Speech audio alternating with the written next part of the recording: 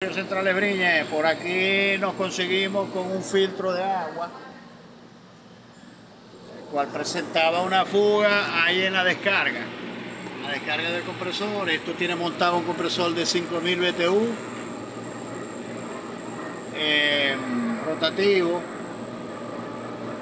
Se le hizo un aspiral, se había roto la tubería, se partió la tubería aquí.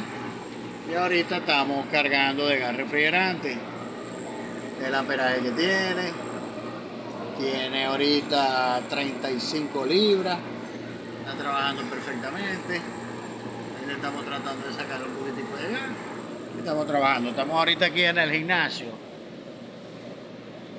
de la Concepción. Por allá va el gordito, Arielito, haciendo su ejercicio. Por aquí está Plátano Maduro, hermano, Frío Central de Brille.